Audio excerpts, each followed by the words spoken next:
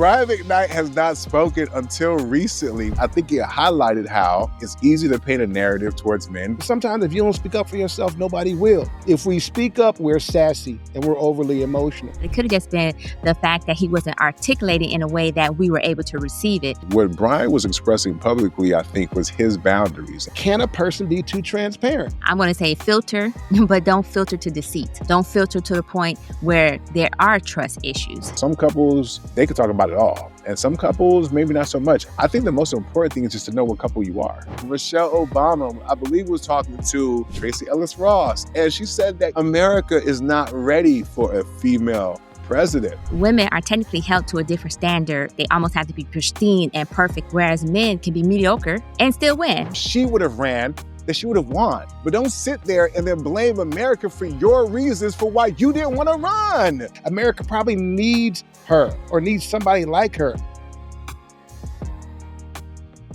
Welcome to the season finale of the BLC Pod.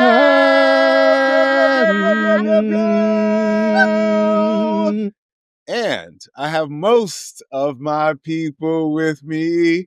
I'm going to do it 3 times because there's 3 of us with me. Symbolic. 4 times from my brother Delvin, who's not here with us, right? But Delvin, he's here with us in spirit. Love you, my brother. Handle your biznai. You heard. Before we get into our biznai, don't forget to like, subscribe, follow, and all that good stuff. Yo, I love when y'all talk to us in the comment section. So one lady was like, y'all can't be talking like that, looking like that. I'm like, bitch, you shouldn't even be typing like that, looking like that. But that's not here nor there. And of course, shout out to SNM because we got the merch, y'all. And we got some new merch. I can't wait to get the shady as fuck shirts or the accountable as fuck shirts or the normalized black love. Man, come on, man, stop playing. Go to the BLC store. I was about to mess that up. The BLCstore.com and get you that merch. And I'd be remiss to not mention, man, y'all like ladies out there, you know what I mean? MLK weekend, what y'all doing? Y'all ready to glow up or no? You heard what I'm saying? Who else but us, the BLC? And I heard a couple of people that rock with us is going to be joining us on this glow up girls trip, top of the year 2026. Stop playing with them. Use the code BLC Pod to get a couple hundred off. You heard what I'm saying? But with that being said, I ain't trying to throw no hints, but somebody who wants to go a little south of the border, I got my girl SNM Jones is in the building. SNM Jones. Yes, I love it. And as a matter of fact, I am looking at going to the south of the border because I clearly need some glow up in this shocking, traumatic times that we currently are in. So, yes, I am indeed planning on taking advantage of the special myself. So, if you're rocking with me, then come and rock out with us on this glow up trip. With that being said, though, as you can see, the merch that I got on, Cougar Kitty, I'm going to have to go ahead and do a disclaimer. I am not a cougar. However, I so happen to want to wear pink today, and it so happened to have Cougar Kitty, and I also so happened to read a study that said that cougars relationships last longer than the sugar daddy relationship. So in other words, if you're a young man and you looking for a cougar, then there's a possibility that your relationship is going to last much longer than the young woman looking for that sugar daddy. So I don't know which side to land on this conversation, but I just know I like this shirt. So congratulations to the cougars out there. That's why I say it's giving. But S&M though, but here's my thing though. If I'm a younger brother dating an older woman who got her shit together, why would I leave? You know what I'm saying? Like, you know what I mean? She's in her prime. I'm still in mine. She's paying all the bills. I'm saying, no wonder those relationships are lasting longer, right? I gotta agree, but I have problems with some of that age difference. That's why it's called cougars. But hey, I have a problem on both sides of the aisle with that. But at the end of the day, if they happy, I'm happy, we happy. Yeah, you know what I mean? But Jay, speaking of somebody who's happy, my brother out there holding it down. You heard me? Talk to him, Jay. What's happening? My good brother, Jay, is in the building. It's your boy. Yeah, man, it's me, Just Jay, here for the season finale. I am excited, man. It's like bittersweet. Like, I love doing this so much. I hate when the season ends, except I get to look forward to like another season, right? And seeing how everything grows and develops from there. What I'm not looking forward to is seeing Nicki Minaj at the UN again. Okay, like it's interesting because when Cardi, they got that beef. When Cardi was in politics, doing her little Bernie Sanders meeting or whatever, I was like, oh, look at Cardi, she's kind of smart. I didn't know that. I'm kind of proud. Da, da, da, da.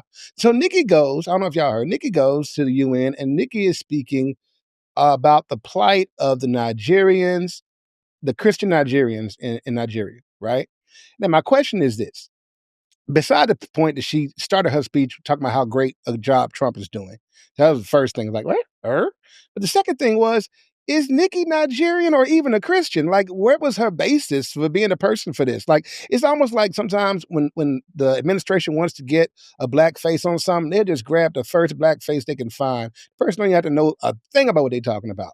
So, Nikki, while I applaud her growth, I'm a little disappointed in where she chose to insert herself in this new era of her life in public the public awareness and public speaking. So, one hand, good up for black women out in front of the UN. On the other side, I wish you had like chosen your platform a little better. But Nikki, come on to BLC Pod, girl. That's where you should be. Yeah, Tell your side of the story, huh? Tell your side of the story. Yes. No, listen, man, I appreciate that.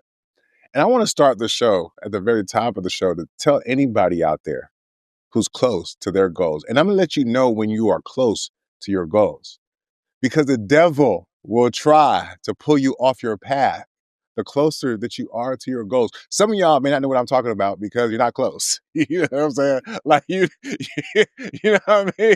Everything is still cool. You know what I mean? But like when you get close to your goal, because you got to work through some shit to get to your goal, right? You got to work through you to get to your goal. It depends on how big your goal is. If your goal is like to go to the store, you cool. You know what I'm saying? You're probably not going to know what I'm talking about. But for those of us who are out there dreaming big, who understand how insurmountable it feels for all the challenges that we face, right? Whether it's the world, whether it's racism, whether it's being black, right? The devil, you know what I'm saying, is lurking. And what's crazy is that the devil lurks like in strange places through people most of the time, people that you would not expect. Right? You can insulate yourself and feel like, oh my God, I am so close to my goal. It's almost like the Matrix, right?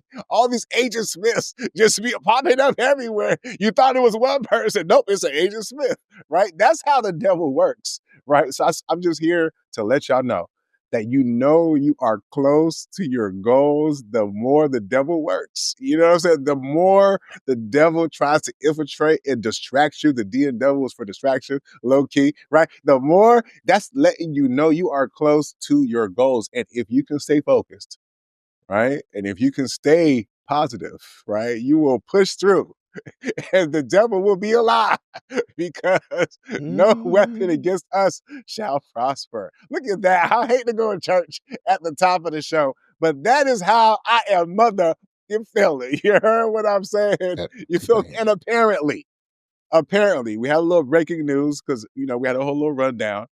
But apparently, Brian McKnight feels the same way. I did not know that me and Brian would be here because I think we talked about him a couple of episodes ago.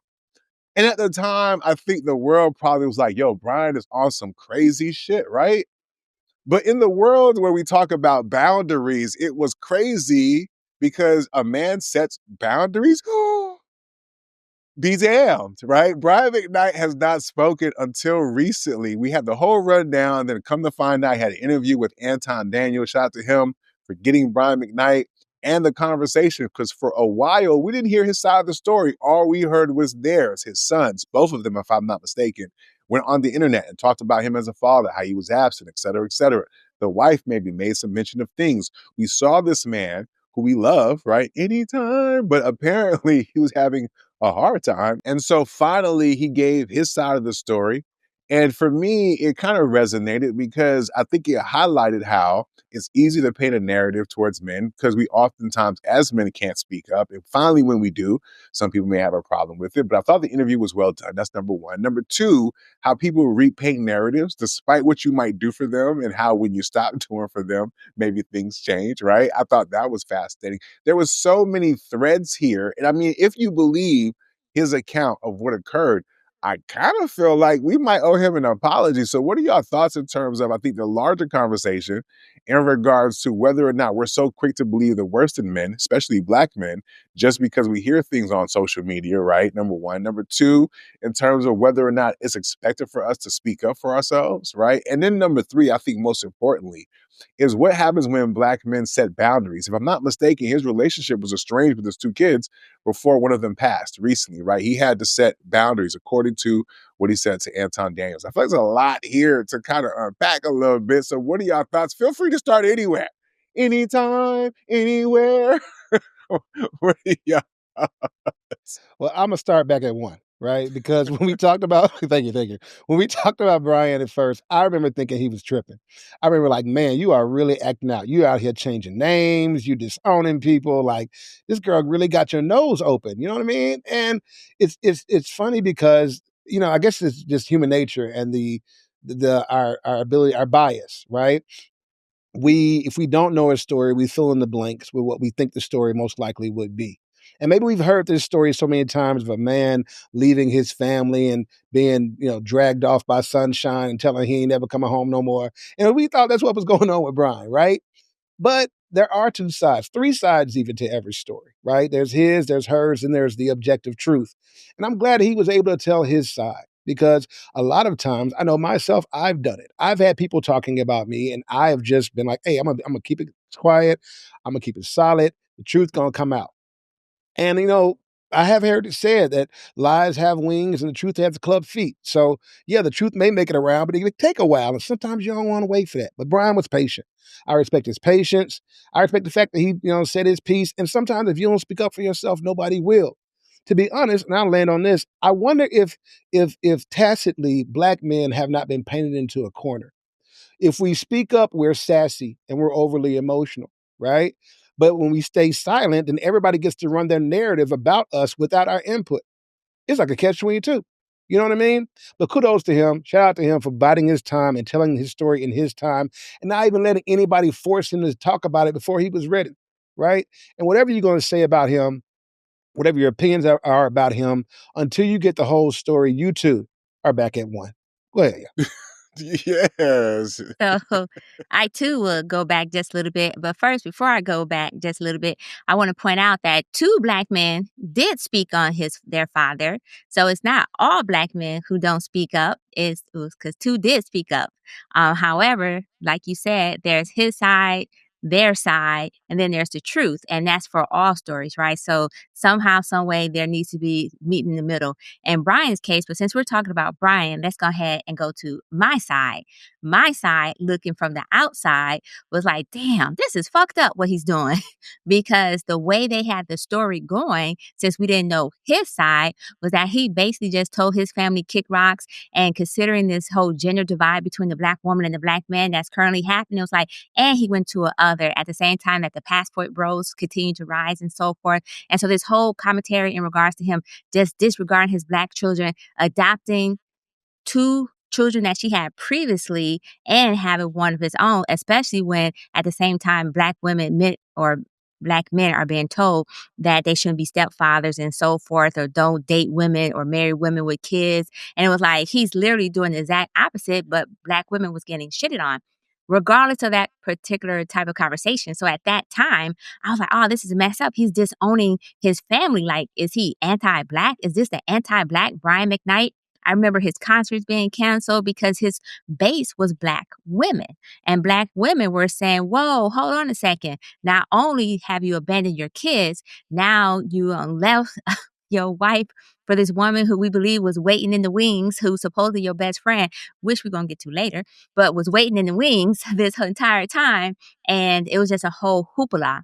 Hearing his side of the story, or vaguely hearing his side of the story somewhat, I would say that at this point, there's a lot that we didn't know, and we did rush to make assumptions, right? And as a matter of fact, part of those assumptions was based on the fact that she put a book out there as well, highlighting some of the behavior and so forth. But then his own words and actions when he did speak spoke to some of that too. Like, so for example, saying that his kids were a product of sin, whereas this kid was created out of love. And it was like, well, damn. And rather, if his first child was created out of sin, being out of wedlock and whatnot, then that's still, what about your second child? So were all of them created out of sin? So, but then you talk about being created out of love and so forth.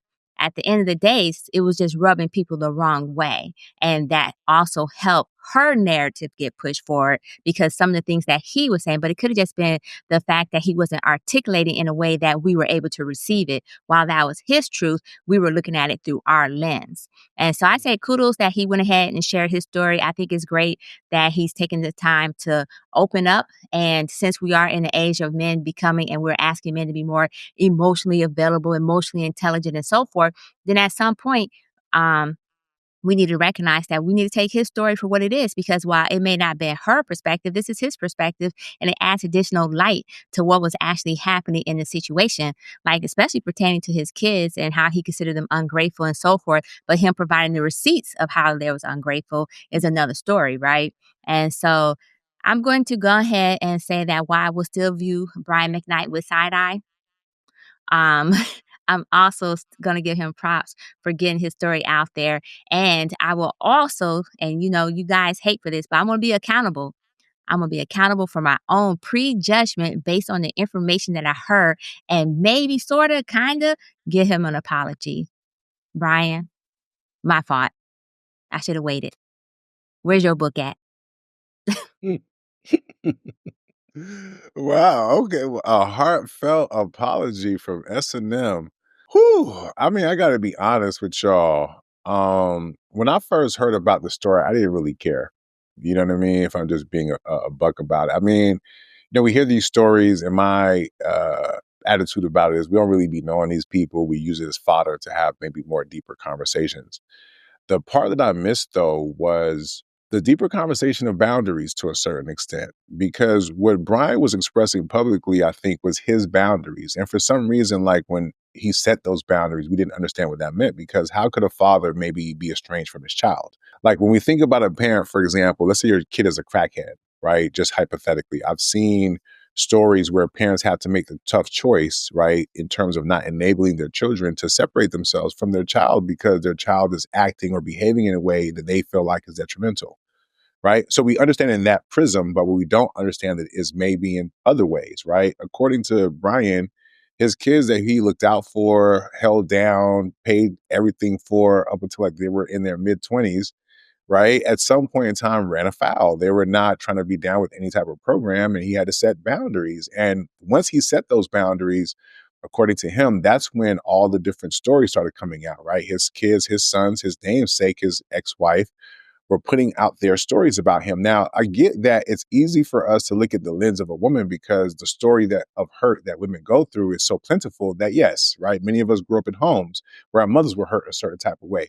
But what's funny, though, is that we never acknowledge, it seems like, that there are men who also get hurt in the process, or men who show up a certain type of way, right? And when those men decide to speak up, especially when they're being lied on, for example, right? Or if they can show receipts, somehow it's something else. Like it almost makes me wonder, like, do we give a fuck? Well, or at least the people who don't give a fuck, at least when the receipts come out, to say, you know what, my bad, let me recheck, right? Some of y'all are so fucked up that y'all are so stuck on the bullshit that y'all can't even acknowledge how you play a part in it, right? To a certain extent. It's okay to have wrong information. But once you get some additional information, it's also okay to say, you know what, this is a human being who had an experience that didn't align with what I thought it did. And if I'm being honest, that person deserves some fucking grace, because this nigga said he never loved Shorty, right? He had sex with her. He was forced to marry her at a young age, right? Before he was even old enough to even graduate from college, if he was ever going to go that route. And he did the right fucking thing for all of those years. Say what the fuck you want to say. Yeah, he made money, but he ain't know that shit. The point is, he did the right fucking thing. And despite all those years of doing the right fucking thing, the minute you do the wrong thing, according to them, Oh, now they get to be outside and besmirch you and kill you. Can you imagine what it would feel like when all you have is your name and you feel like you've done everything right, despite the fact that you've had to subjugate yourself to a loveless marriage and a relationship that you were not convicted to? But despite that, right? Despite taking your kids back and still giving Shorty the fucking child support, because it's not about the money, right? You want to be there. Despite all that, despite saying, hey man, I'm going to put you up in an apartment, I'm going to hold you down. Even if you don't fuck with me, cool. But for you to go out there publicly and besmirch my name as if I didn't fucking take care of you for all these fucking years, you mean to tell me a human being is not allowed to feel some type of way? And what's sad, right, is despite all that, assuming that it's all true, some of y'all won't give a damn, right? Which what this unearths to me is that some of y'all don't like niggas for real. And I'm sorry that the nigga that hurt you does not allow you to see a nigga as a human being. But if a person is doing what he's supposed to fucking do, right, at the end of the day, he deserves a little fucking grace. You know what I'm saying? Just a smidgen, which is why kudos to him, because if you watch the interview, he still seems somewhat unbothered. Not all the way, because what the fuck? You expect niggas to be superhuman, right? We can't show no emotion whatsoever. He can't be happy he won a lawsuit that proved the bitch was lying, right? Even if it coincidentally fell on the day that his son passed away, right? Even not being informed, according to him, of the cancer that his son had. Can you imagine as a parent what it would feel like to not feel like you could be a part of your son's life because y'all motherfuckers are tripping? You know what I'm saying? Because y'all don't got the emotional intelligence or the wherewithal to get past yourself, especially when lives are on the fucking line. And then y'all got the nerve to bring up the fact that lives are on the fucking line. Like, make that make sense, right? So all I'm saying is, like, to me, kudos to him for not only speaking out. And again, I don't know what is true or what's not true. But if you watch a person speak, because Anton Daniels, he's like anti taking on other people's kids. He's kind of anti the whole stepfather thing, right? And he was kind of trying to prove the point in regards to the money that Brian McKnight had to pay. And I could tell that Brian McKnight was being genuine because for him, it wasn't about the money. He was like, yo, she has the kids. I'm going to take care of my responsibilities. He wasn't tripping off of the money. But like after you try a person enough, after you disrespect the person enough, after you show a person your ass and kiss enough, at some point in time, that person has the right to say, fuck the fuck off. You know what I'm saying? Kick rocks. You know what I'm saying? Even if it is your own fucking kids, right? Because sometimes it be them or you. And who would not understand a person choosing themselves, right? Sometimes y'all motherfuckers are so toxic that a nigga got to decide to just step the fuck away. You know what I'm saying? And then don't let it be public too. Now I got to show that y'all are pieces of shit. I have to separate myself from y'all because out of bloodline, you get to talk your talk and people can take you seriously. It wasn't because of your singing or your hard work or your talent. The only reason why people are paying attention to you besmirching me is because of me. Can you imagine? And you got my name? I mean, what the fuck, y'all? I'm sorry. Like, so I'll conclude by saying, I get that for most of us, we don't get any of this, right? Because we're okay with abuse from family members, and we're okay with, for the sake of obligation, being in a relationship that no longer serves us. But some people are not, right? And they put up boundaries. And I'm okay with the boundaries that he set because his story made sense.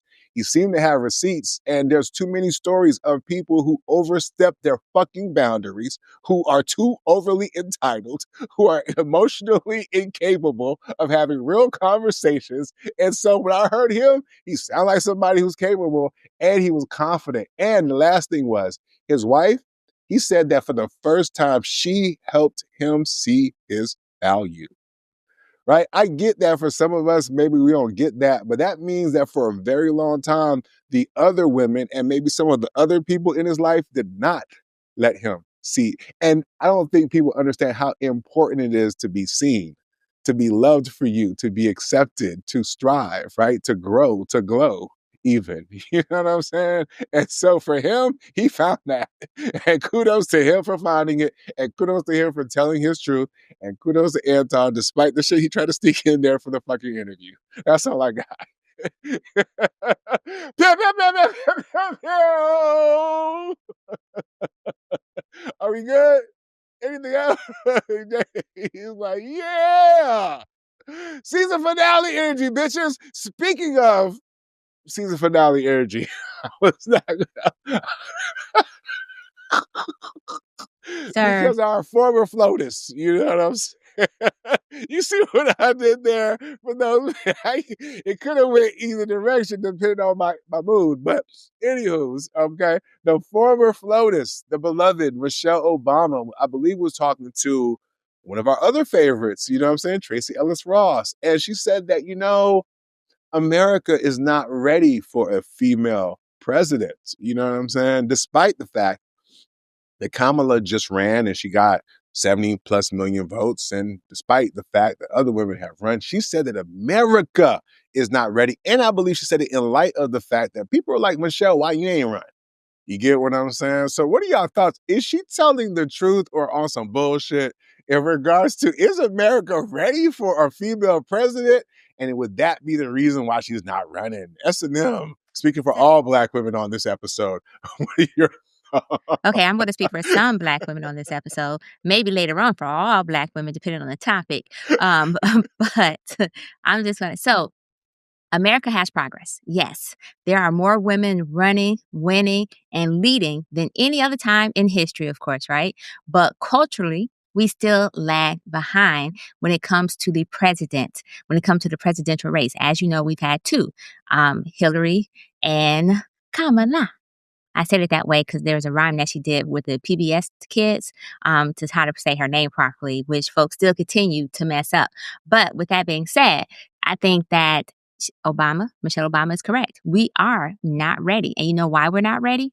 Because it was clear that based on how they try to shit all over our former VP, that they literally went after her for tone.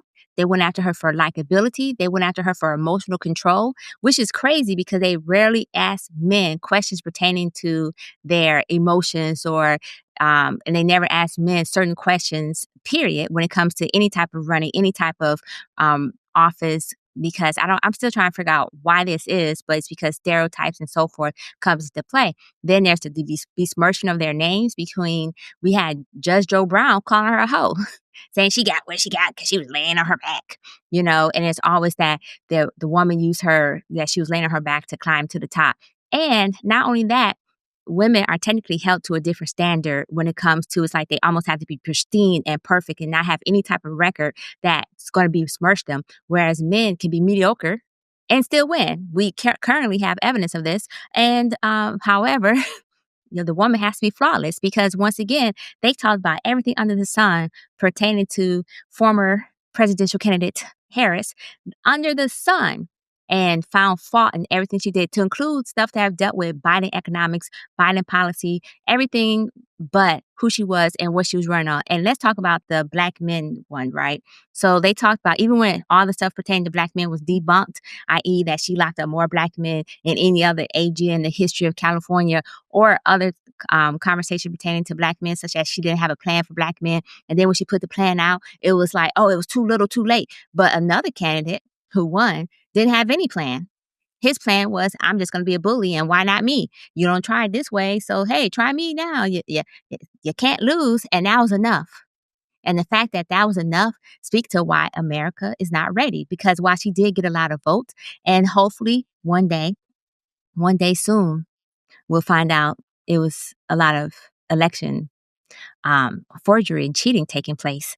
One day soon, hopefully. But until that day comes, we still have to deal with what's current. And the fact that so many people overwhelmingly voted for this other person who's currently our commander-in-chief, aka the president, speaks to where we are as a nation. I'm just going to say, I'm going to have to co-sign. People aren't ready. And then she's a Black woman. So now they're going to say, oh, you're shoving two Black women down our face back to back, even though one person claimed that the other one wasn't Black. She was just a person of color and so forth. It's just too much too soon right now. We are not ready. If she was to win, it's literally because they like anybody but him, or anybody but Republican if she was to run. And I don't think she want to have that type of pressure. I'm going to have to agree with S&M. I don't know how much it'll happen on this episode, but for right now, for sure, I'm going to have to agree with S&M because I agree for different reasons, though. America's not ready for a Black woman president. America's not ready for another Black president. The only reason we got Trump in the first place because America was experiencing some sort of really strong racist whiplash to Obama. And it was ironic because there was nothing wrong with Obama. He had no scandals to really talk of. He really didn't mess up. He didn't give anybody a reason to have to swing so far away in the other direction. And what I think the presidencies, the administrations of Trump have shown us is that America has a lot more healing to do. Like the racism didn't go away; it just got quiet. And now that he's here, it's gotten really loud, and it seems ubiquitous. So while I do think she stood a better chance of running 4 years, she stood a better chance of winning if she had been in the place of Kamala. I don't think you can just swap one black woman for another. People weren't even sure Kamala was black. I think to S&M's point, right? Now, Michelle, she has that pedigree. Her blackness is kind of locked in. She's got a fan base. But due to the gerrymandering, due to just the policies that are put in place, due to the current atmosphere in America politically, right? And the tensions, I think that having her out there would just bring out more of the people who were brought out of the woodworks before. And it may be that there was some tampering with machines and some foolery, but that foolery, that tampering, that's still America, y'all. So yeah, that's still America not being ready. The irony for me is I used to hear people talk about why they shouldn't have a woman president. I think they used to say the reason why I grew up in the church. They would talk about why you shouldn't have a woman bishop or a woman pastor. And they're like, oh, because women wear this moniker of being so emotional, so irrational that we can't count on them to be practical in important situations. And then you got the orange dude who is as petty and emotional and irrational as anybody I've ever seen in the office. And so then I'm like, what are y'all afraid of? Right? So could America benefit from her? Yeah, but I think she's right. America isn't ready. America probably needs her or needs somebody like her. I heard somebody say if the Obamas really cared about America, they would have run against Trump in his last election. The fact that they said it out and knew who Trump was, knew how he was, and did nothing says that they ain't really for us like they say they are. Because America has voted a black person in before, but it hasn't voted a woman. And I land on this thing, we see DEI, I tend to see DEI as a suppressive tactic against minority, and particularly minority men. But DEI is a broader attack against women in general, right? Because they also were some of the great recipients of these laws that passed to get them that access. So I think the tone of America in the place where the decisions are made in those back smoky rooms is not ready for woman leadership, even if they have a man who leads like a woman. Go ahead, Nick. Yo, I had to write some of this shit down as y'all was talking because I want to go through this step by step and point by point. If America today is not ready, it's because women have constantly let them down, or at least that's a perception of it, right? Like I think as Cap, I'm going to say that I do think America is ready. But if I were to follow y'all logic, I would say it's because the last few shorties y'all trotted out there let America down. They let their party down. They let America down, right? Let me count the ways, right? Like, for example, Hillary Clinton should have beat Trump. For everybody who's upset about Trump, the person you should probably be upset with is Hillary Clinton. The first woman really poised with all of the shots and opportunities to actually break that glass ceiling failed. There was postmortems in regards to her getting lazy towards the end. Maybe it was hubris, right? But she didn't see the thing all the way through, right? She became a caricature of why people would say women can't be president. Right? You don't got that intestinal fortitude. Like she dropped the fucking ball. There was no way that Hillary Rodham Clinton, who's been running for 40 fucking years, however long it's been, should have lost to Donald fucking Trump. And she did. She didn't take advantage of social media when she could have, right? She didn't necessarily campaign in the key areas, especially down the stretch. She was poised to be. I remember getting into arguments with frat brothers who supported her. Get the fuck out of here. She dropped the fucking ball, meaning that America would have already had a woman president if she didn't drop the ball, right? What the fuck are we talking about, right? So if America says, well, told y'all these bitches ain't ready, right? Here's an example. The shit was fucking on a platter. I remember going to sleep that night thinking, oh, she got it. I guess because everybody was telling us she got it. And then she didn't. And then we realized why not, right? Her husband was on a plane with the AG. These motherfuckers thought they were above reproach, and that was not the case. Sorry, y'all dropped the ball. So miss me with America's. So if you're saying it's not ready today, it's because of y'all. So speaking of y'all, Kamala, for example, she didn't get shit popping when she ran for president, but somehow Joe Biden thought she was the one who should have been the VP. Why? It could have only been, in my estimation, because she was married to a white dude. She understood how to be subservient, because otherwise, what other data showed him that if she was put in this situation, she'd be successful? She was set up to fail to begin with, because Sleepy Joe, who was sleeping at the wheel this entire time, chose her. Right? But, okay, fine. And I'm not even going to blame her because she only had but so much time to run. She was set up to lose or to fail. It wasn't America's fault that we didn't buy her bullshit because there was nothing authentic about her and her presentation. She didn't take no real positions that was distance from Joe, right? And she was not prepared. It's not really her fault necessarily what it is, but it is what it is. It's not America's saying, oh my God, we want to elect a woman. No, she was whack. America want to elect a woman president who ain't got no kids. How about that? Maybe that was what it was. Or America won't elect a black woman married to a white dude because we're trying to still figure out how the fuck that shit happened. Right? Or because America want to elect a black woman who ain't really black because even black people question her blackness. What the fuck are y'all talking about? Okay? Which brings me to Michelle fucking Obama.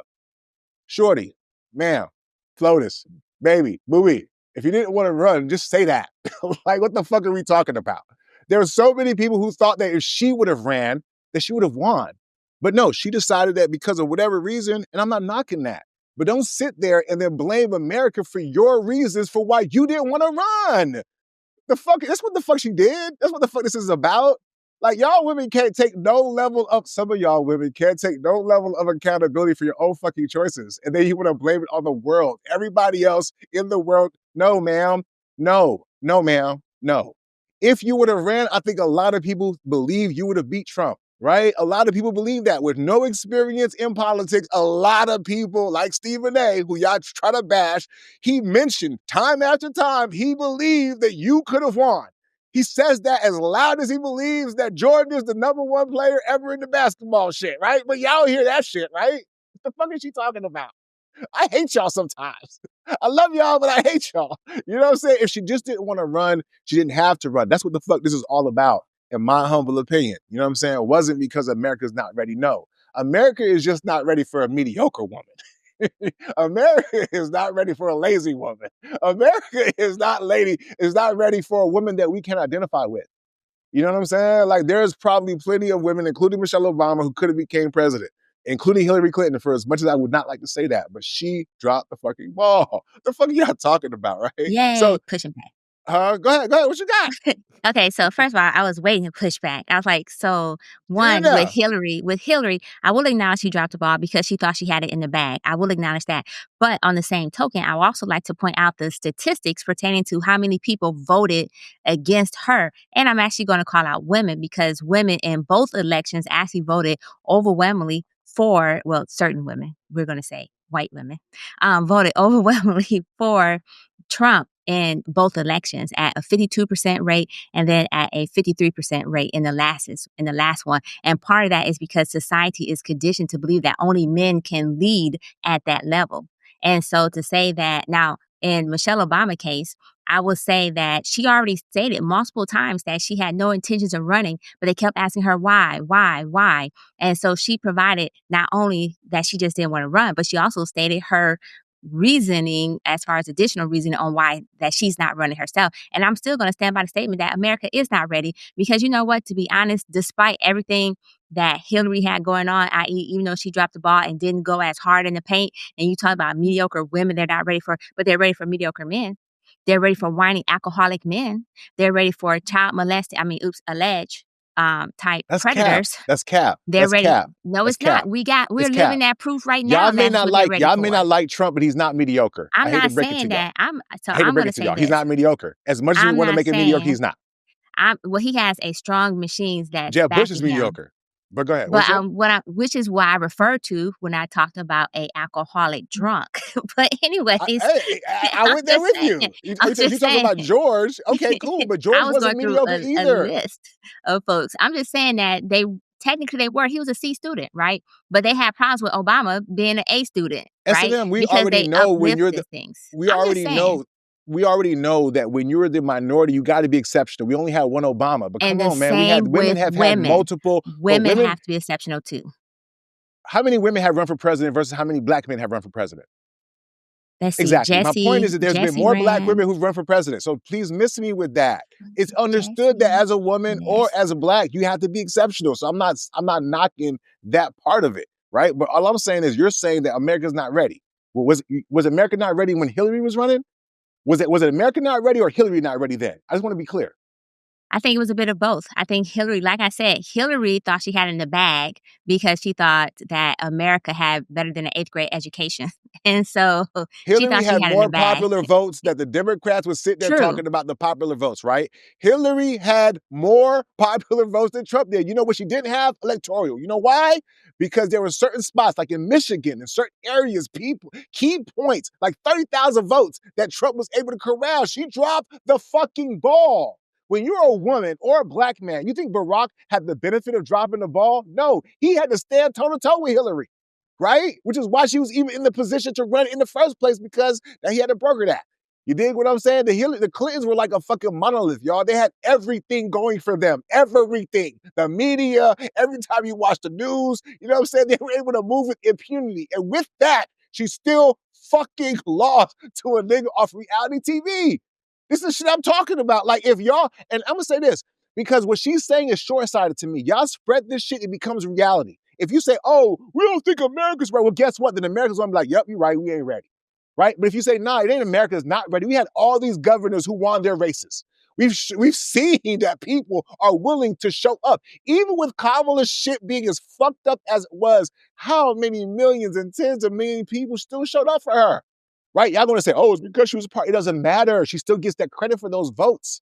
Right? So to me, this is another example of, oh, y'all got a personal desire. Y'all don't want to own it. So now it got to be everybody else. And when you do that, I think, right, you poison the well for the next woman. Oh, because America, no, she's not ready. She wasn't ready for prime time. Cool. Just say that. But don't say America's not ready, because the people y'all put in front of America was not ready. Can any of y'all say Kamala or Clinton ran a really good campaign? And not to mention, on top of that, Hillary wasn't charismatic. Okay, there was nothing that she really brought that had some sizzle. She was married or in bed with the New York stock motherfuckers, so she wasn't bringing the change that Barack Obama was on, and she still was this fucking close. But no, despite all her negatives, despite her being her, she still was that close. But nah, it's America's not ready for a woman, huh? Get the fuck out of here. You know what I'm And saying? just like the whiplash we experienced from having a black man, we would experience the same whiplash from having a woman in office too. But we didn't yet, which means it's still an opportunity. Maybe if y'all would have finished the deal, we get a chance to see what the fuck that looked like, right? And for Michelle Obama, the one woman who probably most people feel like in America that could have beat Trump, who decided for her own fucking reasons that she didn't want to get in the race, ma'am, respectfully, shut the fuck up. Right? You didn't want to do it, just say that. But don't then sit there and point the finger at black men. Oh my God, all these black men are against us, even though so many black men voted for Kamala. Right? We don't get the credit for that. It'd be the one or two people that don't vote for you. All of a sudden, men are not ready. And then you mentioned S&M, women didn't vote. Right? So where does that get caught up in the mix? We got to carry all the burden, despite the fact there was a lot of black women, a lot of women in period who didn't vote for Kamala's ass.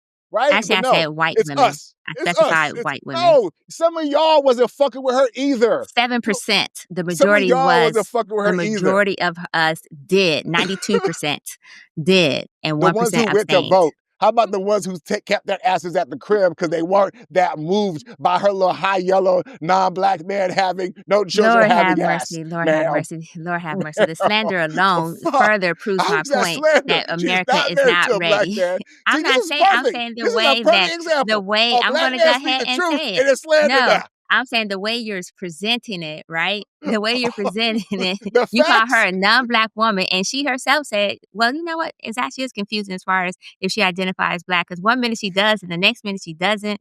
Then she says she's Asian Pacific.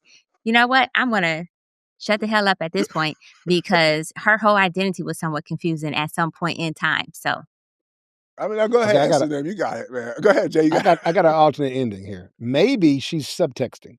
Maybe she's saying, you know, how people like, y'all ain't ready for this. Y'all don't really want me to do it. So she can develop and see where her groundswell of support is.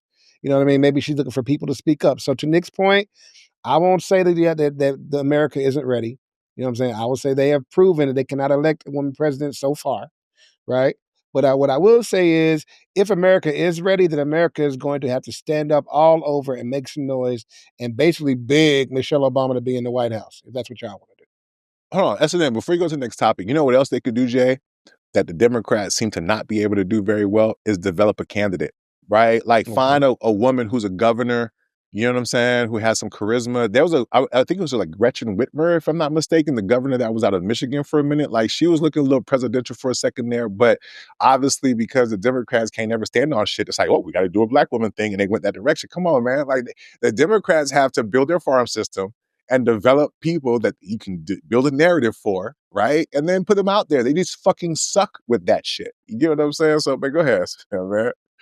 I feel like they got me staying in a toxic relationship with their Democratic ass. I'm done with that, my brother.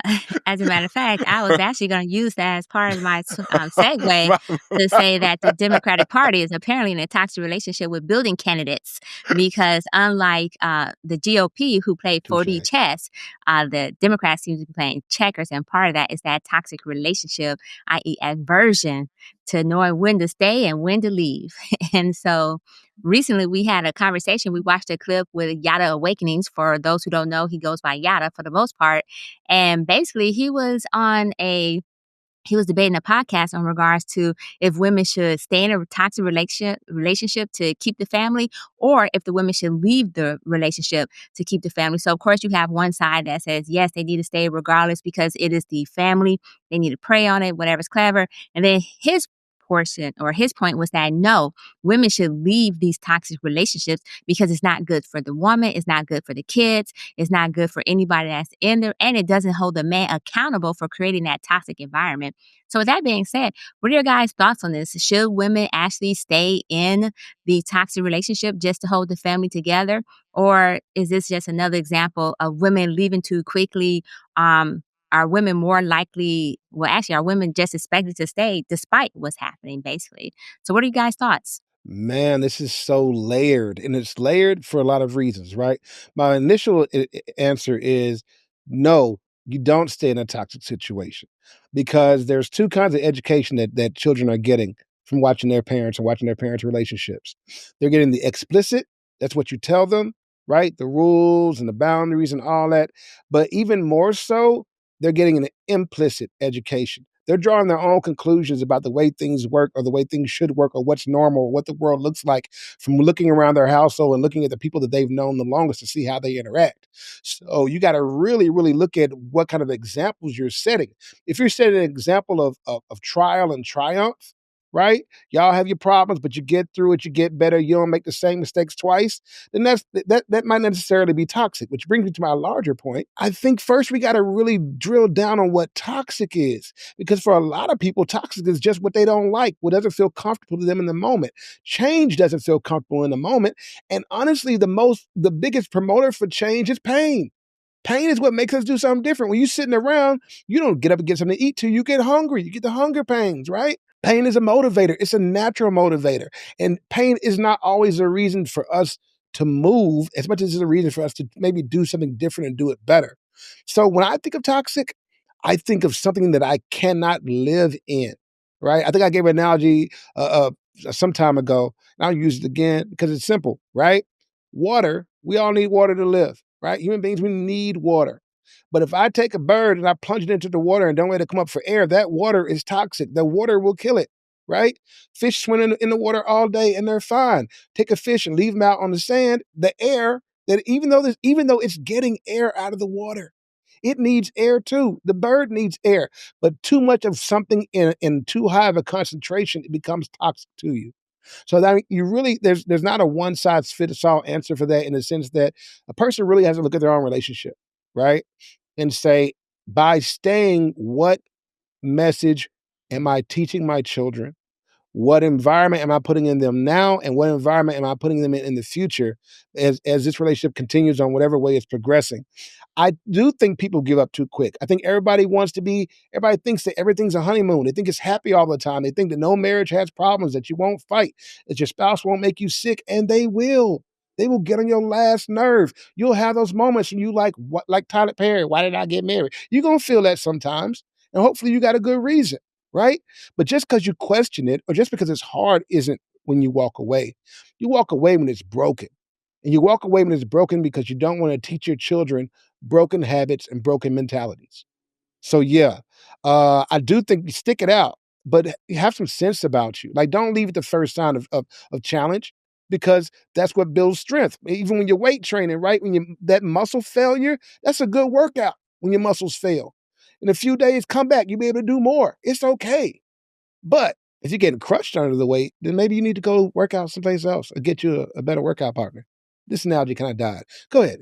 Well, no, listen, I had an analogy, right? Because you're talking about like how certain environments can be healthy and then it can be toxic just depending on what it was in. And then I was thinking, like, as you were talking, covering all the sides of the conversation, I was like, I was thinking to myself, like, wow, it makes sense. And he's right, all these points. It's so, like, very thoughtful and thorough. I was like, this is toxic for the rest of us trying to have a show where we might have competing opinions, right? Like, I felt like you covered so many sides that, like, I'd have to find an obscure one to argue with you, which doesn't make for good television. Uh, or podcasting. So I think it's all love, I'm toxic. I'm So toxic. no, that's okay. It's okay. Listen, talk your talk. I just, sometimes just, stay on the side of the street. Is it toxic or no? But no, no, I'm kidding. Because dead ass, I was gonna probably say the same thing. I was like, it depends on your definition of toxic. But what we're really talking about, because I feel like this story only really gains legs because this is something that men have been conditioned to do for a very long time. Like, we'll stay in relationships, even if it's not good, because we prioritize certain things like family. I think the full question was, should women stay in toxic relationships for the family? Right. And we're in the age of equality. Right. And so I think what's good for the goose, some of y'all would say is good for the gander, even though I argue a little bit against that. But if that is the situation, then why would it not make sense? You know what I'm saying? Given the way that everybody wants to be like equal to a certain extent, right? Like, you're the one who had these kids. You chose the guy that you were with. I'm assuming you have to see some benefit. I mean, I'm not saying it got to be no benefits, right? But if he's paying some bills, y'all going 50-50 or whatever, he can watch the kids sometimes. If he's bringing utility, if he's not a bad guy, he's a decent father. I mean, I don't know what metrics you're judging that on. Like, is he teaching him to ride a bike? There, like, I don't know. Are they spending quality time? Is just the father who provides? I don't know, right? What the metrics is that some of y'all would use to determine in terms of what family means to you. But I'm just saying that I do think the reason why this comes up is because the expectations are shifting in regards to, yeah, you're a breadwinner too now, right? Okay, cool. You're a head of household too now, right? Cool. You're a boss bitch too, right? Cool. So should you also stay in a relationship if it's in the benefit of the kid? Right? Because a lot of men will stay in unhealthy relationships for the benefit of kids. And to be honest, women will too. Right? Now, it brings up Jay's point in terms of what is toxic. Right? I feel like nowadays, we joke here on the BLC Pod and we use toxic because I think most people are probably toxic.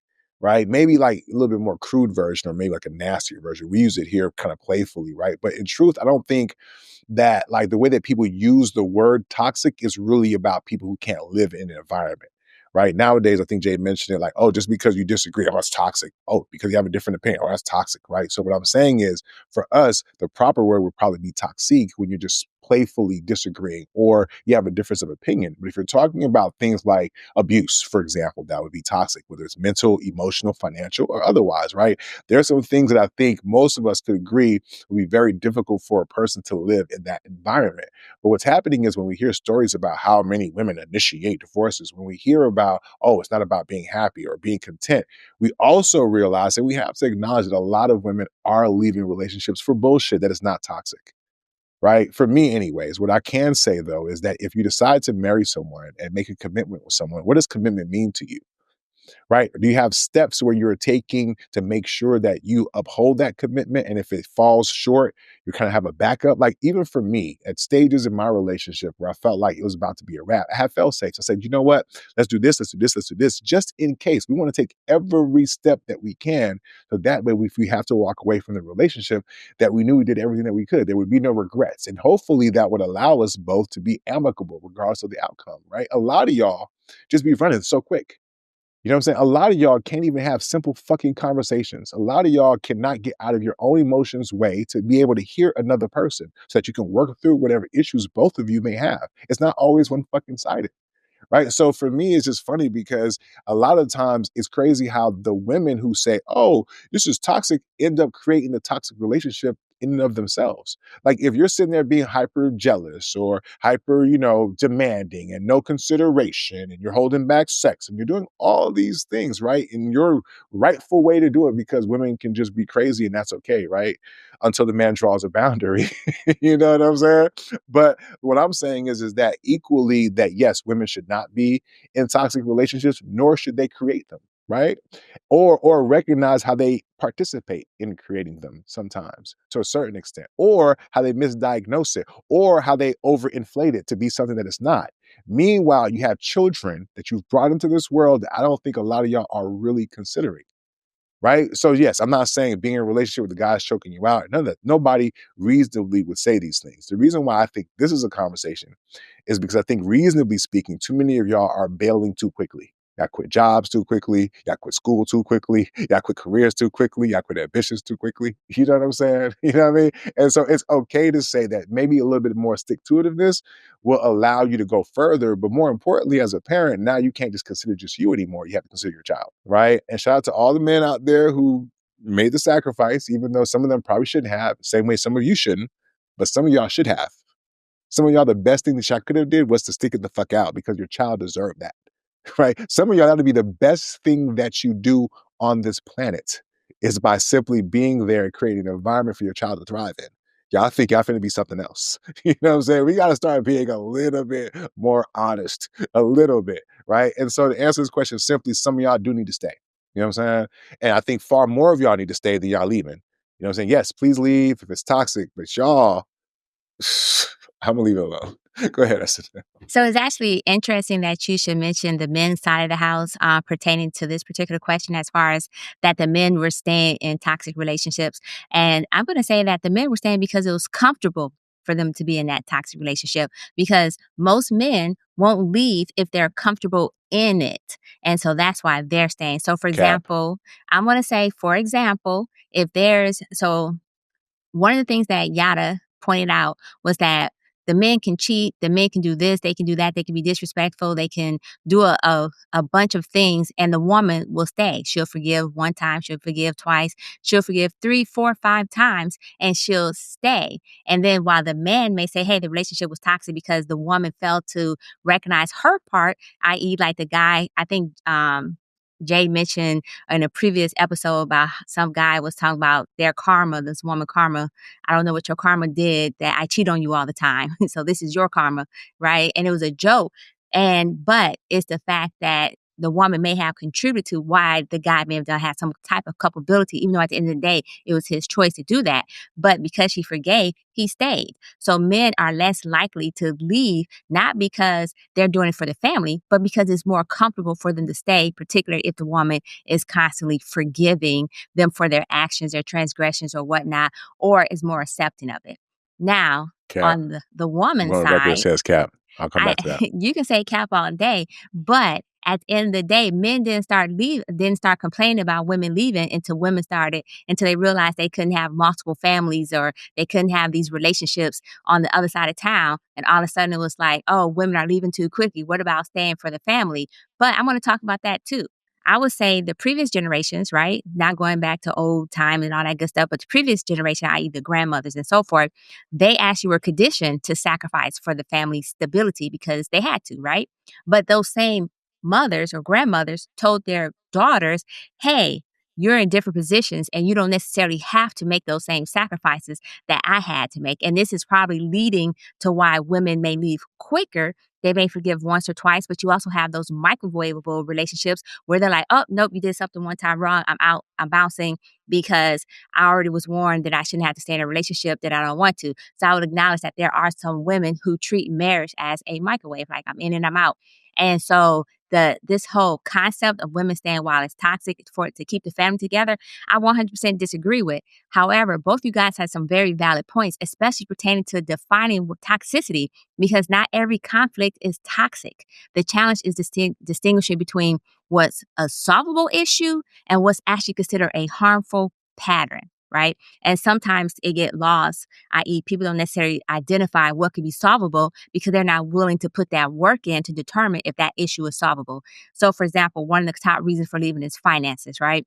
And so, if the issue is finances and you never sat together and have this whole budget scheme or have this conversation about how you're going to manage your finances, or you feel that you can't come to an agreement, then it's like, you know what, I'm just going to give up. But how do we know that issue, or how do you know, as the person sitting in that relationship, that finances isn't something that you could have worked out? Depending on, do you need to get a job? Do I need to get a job? Do we need to change our job? Do we need to change from traditional to 50-50, 60-70, or whatever the case may be, or 60-40, or whatever the case may be, because that may be solvable just depending on what the root of that issue is. But however, it's a harmful pattern, such as the person is a gambling addict and they're constantly putting you in extreme debt. And they're, no matter how many times they went to Gamblers Anonymous, they fall off the wagon. And next thing you know, you once again about to be on the verge of being evicted. Well, that's a harmful pattern, and therefore it's toxic. So it's determining those levels to say, okay, now it's time for me to leave.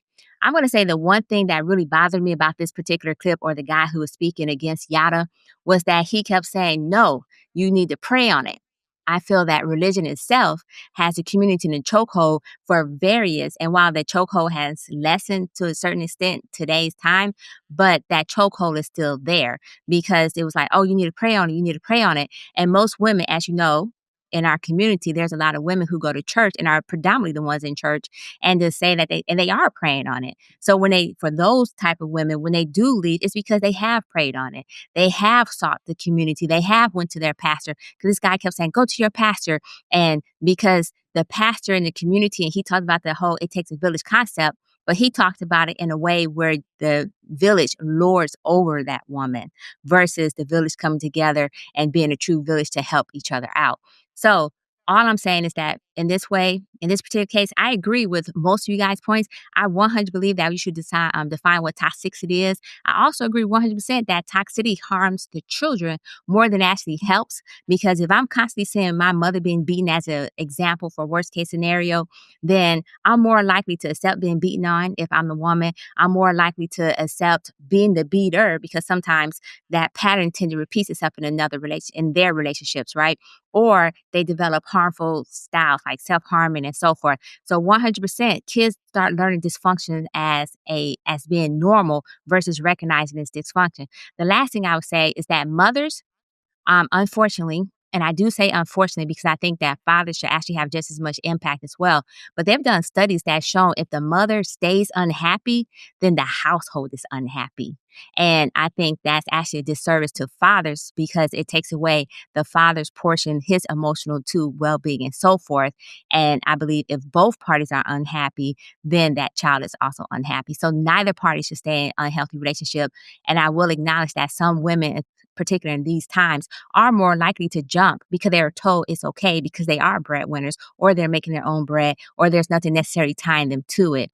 So, okay, first I agree with Nick. A lot of it was cap.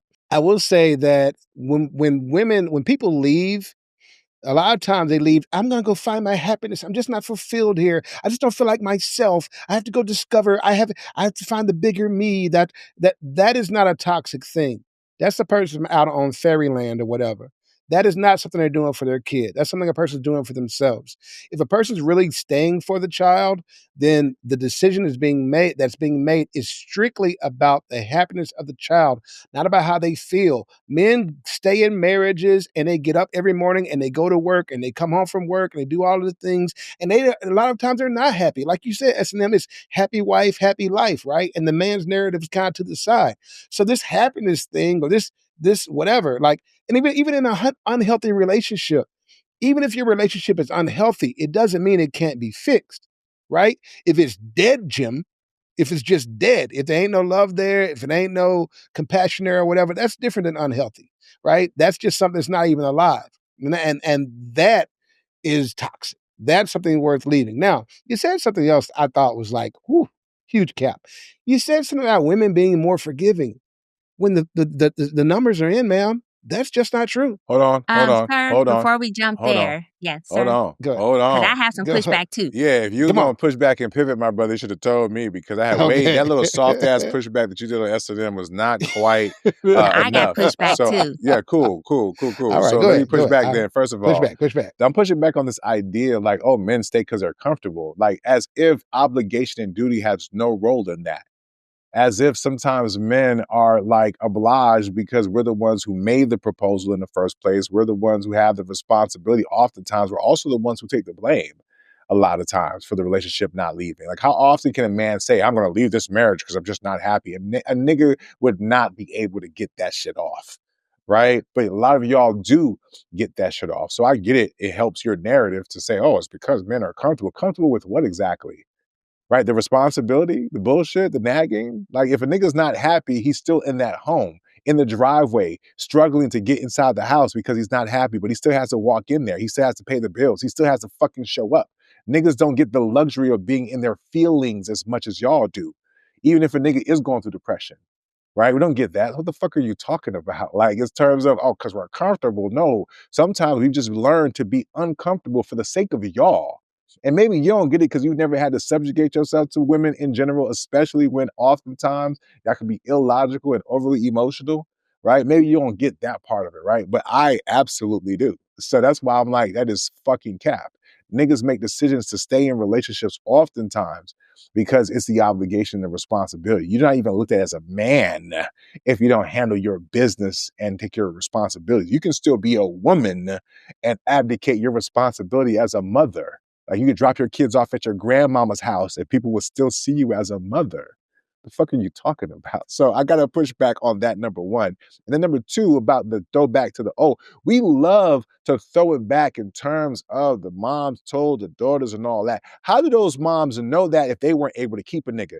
I feel like when we recount this story of generation to pass down, we forgot the generation that decided to do their own fucking thing. The one that rebelled against what their mamas told them. You know what I mean? The ones that was outside. The ones that had to learn the hard way that maybe mama was right until she wasn't. That now all of a sudden, because she had to put her head on the stove, now she is advising her daughter from a hurt position in terms of how she should deal with men because she didn't listen to her. So y'all make it seem like a straight line. Nah, sis, there was a lot of y'all mamas who was telling y'all, nah, queen, this is what you do over here. There's a lot of y'all mamas who was good examples of wives because they still married to their husbands.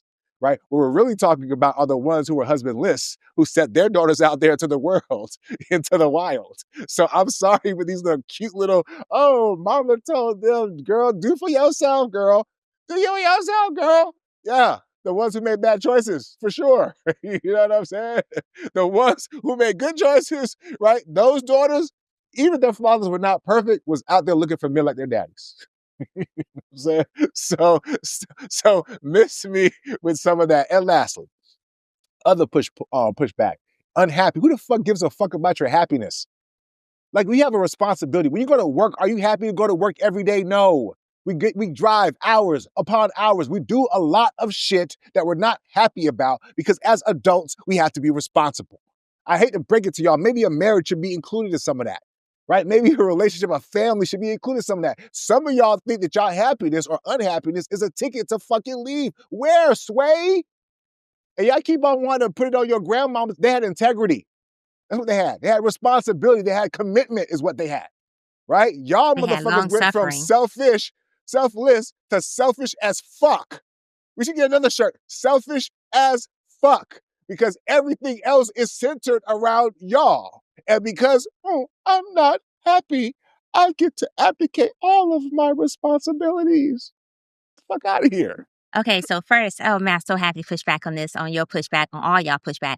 When I said comfortable, and the reason why it's comfortable, because if you could do whatever the hell you want to do, even if you are holding, because I never said that you weren't being responsible. I never said that just because you're comfortable, you're still not being responsible. I just said that men are less likely to leave because they're comfortable. Because if they're allowed to lie, cheat, steal, or whatever they're doing in that relationship, then yes, they are comfortable. They're not going to go because they're doing whatever the fuck they want to do.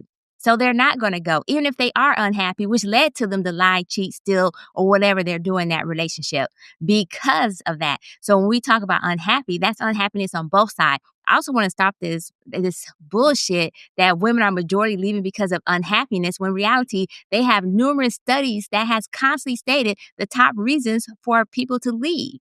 And unhappiness was not in the top 5. Now, I will say irreconcilable differences technically could have some unhappy tendencies, but they said stay unhappy, and that stay unhappy could be a multiple factors. So, for example, when they talk about domestic labors and chores, right? As far as women are constantly carrying the emotional, mental, physical load within the household, I'm saying, so if you're going to talk about what men responsibility and roles are, what I'm saying is that we're talking about when we constantly say, oh, it's unhappy, you guys are making it seem like that's the majority, when unhappy is not even in the top 5 reasons for women to leave. It's actually the emotional division of labor. It's the cheating. She's unhappy about the emotional division of labor. Go ahead, please continue. No, when I'm saying division of labor, so look, and here's the other thing too I'm going to say too. You guys acting like women are contributing financially to the relationship as well. You guys are acting like the majority of women, especially in the Black community, are not contributing to the household finances as well, which is why we have so many 50-50 conversations in the first place. So she's also being responsible and bringing that into the household as well, in addition to carrying all that other shit that she has to carry as well. Now, I'm just saying that you guys are making it seem as if women are like, oh, I'm just done, I'm just over it, when that's not what's happening. That is not the majority of the time. Women tend to be long-suffering, even in boyfriend-girlfriend relationships. That's why there's so many men who have no problem cheating on their woman, because the woman will accept it and forgive them over and over again until they had enough. And then it's the woman's problem that her man couldn't control his dick. Or it's the woman's problem that she didn't make this man happy enough, so he went out and got his happiness. So I'm just calling cap on all of what you guys just said just in this last portion, because you're dismissing valid claims that of how women feel based on, based on some bullshit and perception that is just all about the woman being too emotional and feeling unhappy in general, when there's all the root reasons. If somebody say, oh, my man's always cheating on me, so I'm unhappy. So, but the root reason is he's cheating. If somebody says, oh, I'm tired because I pay 50-50 and then I come home and I still do 100% of childcare and so forth, and that's why I'm unhappy. But then all you heard was the unhappy without recognizing the root reasons. So I'm saying let's stop the cap on root reasons and covering all, saying, oh, well, that was just unhappy, recognized without recognizing the root reasons. That's what I'm saying. Let's roll this back. Nobody leaves what they're happy about, period. Okay? Nobody goes, oh my God, I get hit every night, I'm leaving this bitch. Nobody does that. So whatever reason the person has for leaving, it stems from some unhappiness. That's not the point. The point is, in the face of your displeasure, in the face of your lack of happiness, are you going to stick it out and find a way to make it work? That on behalf of the family and the kids. On behalf of the family. That's the defining line we're talking about here. Which women have done. They wait till the children get 18 and then they bounce. And they still get shitted on because they waited till the child got 18 and Nobody ain't bounced. shitting on them.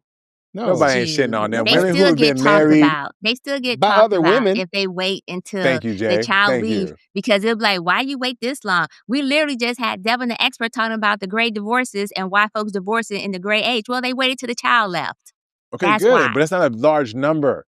I'm just saying, it's an example. Listen, it's S&M. Listen, let me tell you something, right? Until you meet a woman who tells you that she left her husband because she was growing apart, like I low-key have met a large, especially those women who travel, for example, right? There's a large number of women who I've met, like talked to, and they've left these relationships, not because the nigga cheated, but because they outgrew them. Matter of fact, we talked about this, right? Or no, we didn't talk about it on the show. It said like 58% of people got divorced because one partner felt like they outgrew the other, right? Or some shit like that. You know who the partner is most likely to say some shit like that? A woman. I hate to break it to you, right? Because in fact, we're expected to be above y'all, right? To cover y'all, right? I want to make it seem the type of way. So the idea that a man would outgrow a woman does not make sense, right? But the idea that a woman can feel like she's outgrown a man makes absolute sense. For women, especially who are competing with niggas still. I'm reading Gabrielle Union's book, and a lot of her relationship, you know what she did? She competed with her nigga. What the fuck are we talking about here? Like when I say women create toxic relationships, it's like I'm being dead ass. So yeah, we can paint the whole victim because, oh my God, she's done all, nah. This question is only really relevant because we're not going to ask a man this question because we already know the answer to that. It's only relevant because a lot of y'all have left What's that, ma'am? I said bullshit. The reason why I'm not going to ask a man that question is because we we don't already want do it. to. Because the conversation is always about women. That's why we're not going to ask the man. That's why. It's because the Go- conversation ask me is the question always then. already do it, about S&M. women. It's because you know what's the problem? I want to hear stories about women talk about, man, I had to sit in the driveway for 45 minutes before I could walk into the house, or how often I need to go here just to kind of clear my thoughts because every time I get home, It's like, called the I'm shower. sorry. They Yeah, sit in the shower and for cry. really?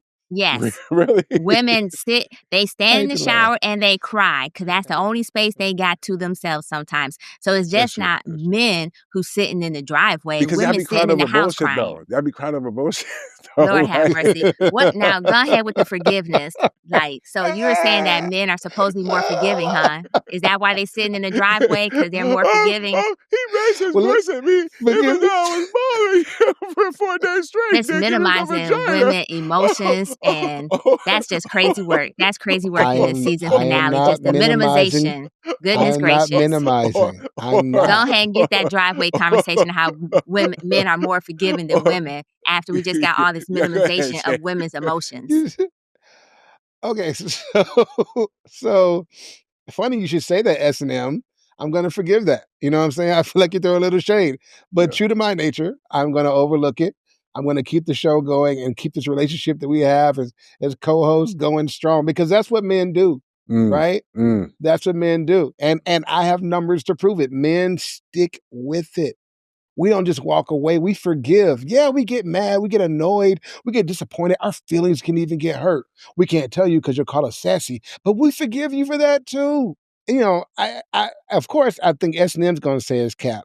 But my question, and S&M, just think about this before you take your, all women's position, okay?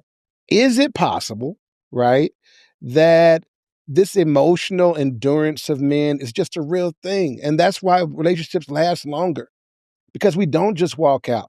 Because with all the bullshit that we go through, Jacquees even did a song, and he can't sing, but he did a song that said, I'd rather be with you and all your bullshit, because the bullshit's factored in. And he has already decided he's going to overlook it and forgive and continue to love. You know what I'm saying? So maybe it's time, S&M and Nick, that we give men their flowers, that we acknowledge them as the glue that's been holding these relationships together for so long, because they have overlooked so much. Are long-term relationships really the credit of men? Are we really the reason why it lasted so long? That's what it looks like. We forgive more. Absolutely. What do you think, S&M? You know it's right? You believe it. Well, I don't know. It looked like Nick was about to jump Yeah, I know, in right? with He that. just Absolutely. he just wanted to drive past me because I'm sorry. Go ahead. he wanted to get. I don't know I why. want to get back at S&M. We've been. Oh, is that what it is? Yeah, I that's what mean, it is. Wait, what we been doing? Can you do that again? No, I'm just kidding. Okay. I mean, Jay, for you to do that doesn't show that as men we're very forgiving, right? I mean, I just think you kind of, if you're going to just be trying to get back at S&M, despite the fact that you're both trying to get in. So I don't know if that's the best way to start this. Sorry for yelling. I will say this, and because it's asking a man this question, I feel like I got to be honest. Men are absolutely more forgiving. Absolutely. We are the foundation, the stud wall, if you will, that upholds the relationship. I'm probably getting that wrong in terms of the, construction shit, right? But you get my point, right? The pillar, it's on us. We hold it up, right? Because let's be honest, right? Men are expected to provide and protect. So when we talk about a house, for example, right, or a structure, provide and protect is pretty up there. That's standard male fare. We're expected to do that. You get what I'm saying? So that's number one. But what do women are expected to do? Show up and, I'm struggling to, I should probably be wearing a toxic, not even toxic, but like a toxic. I mean, it's there, but I feel like it should just be a C right here. It should just be, right? It should be a C. But no, okay. Let me start again. I apologize. I'm going to try to be a little bit more mature this time. No, but in all sincerity, I do think men are more forgiving. Like, we've been taught to forgive. We're not supposed to harbor emotion because that's women shit. We're supposed to be stoic. We're barely supposed to even show emotion necessarily, right? I think, we understand that women are emotional. We give space and grace for women being women. whether we talk about like how they never know what to eat, or they talk about like their indecision or their emotionality, the ups and downs. Like we make space for women to be women, right? At the end of the day. What I've noticed though about this question that's like unanswered a little bit is, do women make space for us? Because it kind of correlates to the previous question too, right? To a certain extent. Because if one person is more amicable towards forgiving and looking over things or being able to move forward, but one side is not, then when you talk about irreconcilable differences, there you go, right? Because one side may be willing to work things out, the other one's not. You need two people to make it work. I do think, again, because of conditioning as men, if it's a failure, it's on us. Oftentimes, if a woman leaves, even if she's unhappy or if she cheated, oh, it had to be the man's fault he cheated, right? It couldn't have been that you were just a hoe. No, it's because he wasn't giving you attention. There's built-in layers that protect and allow for women to move in ways that is not the case for men. You get what I'm saying? Including men. In other words, we participate in the double standard, right? We will make space and grace for her crazy, right? We just try to like, is it not on the spectrum of crazy? Can we deal with her level of crazy? So we make space for all that. And I think within that, that means that yes, we're going to forgive you. You know what I'm saying? And oftentimes we've also been conditioned to take responsibility for anything that goes wrong in the relationship, right? Believe it or not. You know what I mean? So yes, if I'm going to forgive myself, I guess I gotta forgive you too, because it's my fault that you was wilded out in the first place. So yeah, I absolutely do believe that men are more forgiving because we have to be. We're men, right? We don't get a chance to wallow in our emotions. In fact, if a man even carries his grievances for more than a period of time, oh, he's a bitch ass nigga. You know what I'm saying? You should have been got over it. You still talking about this? Hell, Drake got his ass dragged, right, by Kendrick Lamar all across the world through the Grammys. And if he should say too many things about that situation, oh, you a bitch ass nigga. He can't talk about the worst shit that happened in his career, right? Because men can't do that, but women can, right? And so I do think as men, we got to be forgiving because we're expected to be. And I also think we have to be the pillars of it because we oftentimes hold the pillars of the relationship, whether it's financial or provision or otherwise. So yeah, absolutely. We are the pillars. You know what I'm saying? That's why we're also the prize, fellas. You know what I'm saying? And lastly, they always got to be the bigger person. Have you ever been in an argument? Like Clubhouse taught me one thing, that you can't even argue with women. You gotta just, we're seeing it right now. So like, we might as well forgive y'all because we ain't gonna win a fight with y'all. You know what I'm saying? Like, what's even the point of even voicing an opinion anymore? You know what I'm saying? It's like, right? That's the culture that we live in. That's how much power y'all have, right? Because even to intimate a disagreement is brought with hell hath no fury, right? So yeah, men are actually more forgiving because we want to exist and we want coochie. So it's like, there's last thing I'm gonna say, and all my married brothers out here gonna resonate with me, I think, a little bit, right? Have y'all brothers ever went to bed and you know you wanted something, but she did something that pissed you the fuck off, right? And you're like, I gotta, do I lean in my emotions or I'm gonna get this nut off? You know what I'm saying? And that decision right there is what makes my answer to this question true. Because a lot of y'all women folks faced with the same one, y'all are not so forgiving. You know what I'm saying? I rest my case, Your Honor. So two things really quickly that's slightly toxic on my part. Until the woman cheats, and then you're not that forgiving. Then all of a sudden, I guess there's no forgiveness bone in your body for the most part. Facts. And the second thing pertaining to the sex, then where the hell you get angry sex from? Right? Because they said the best sex is angry sex sometimes. So that means the women are fucking wild angry too. So those are my two toxic cookie pass. Now let me go to what I actually wanted to say though. That was a stretch right there. You worked out? Did you Whatever. did you Whatever. Like I said, yoga? because people say angry You do sex Pilates is the now? best sex. You doing Pilates Moving now, or- on. Let me make a note Both to circle back to genders that. actually forgive differently. So while you're saying that men forgive the most and so forth and are the most forgiving, I want to say both genders forgive differently. And so men may detach because of the emotional suppression that they were taught, that they have to be stoic and so forth. So they're more likely to detach. Women have a tendency to analyze because that's what we do. We have a tendency to overanalyze in some cases before we can actually move on to the forgiveness piece. And both approaches come with strengths and risks that's associated with it as far as the detachment and the overanalyzation and so forth.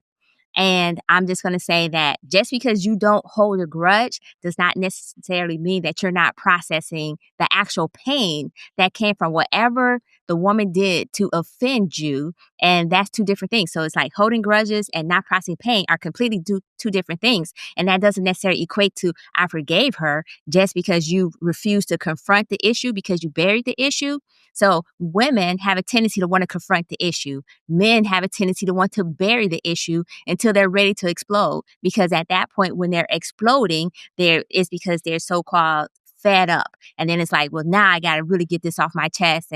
But the entire time they were taking little data points of all the things that the woman did to piss them off in the first place that caused them to get to that level. They're like, well, I forgave you for this, supposedly, but then you're bringing it back up, just like women do when we have arguments where we'll bring up the past in some cases. Men do the same thing, but you're saying you forgave because you're not talking about it. Not talking about it doesn't mean you forgave. It just means you just don't want to deal with the issue at that time.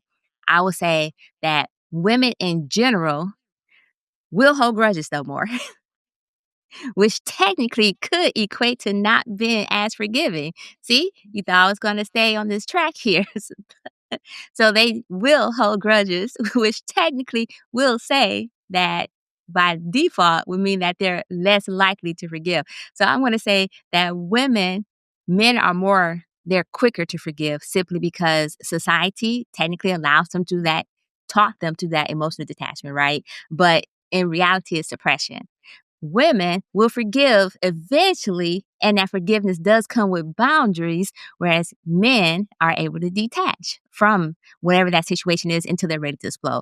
At the end of the day, I just think that men may forgive more quickly. That doesn't mean that they're necessarily better partners. It just means that they have opportunity to perhaps avoid introspection and self-reflection on that particular conversation because they've suppressed it.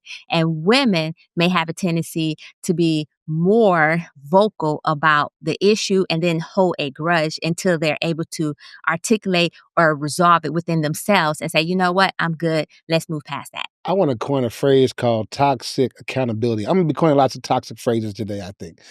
My new one is toxic accountability.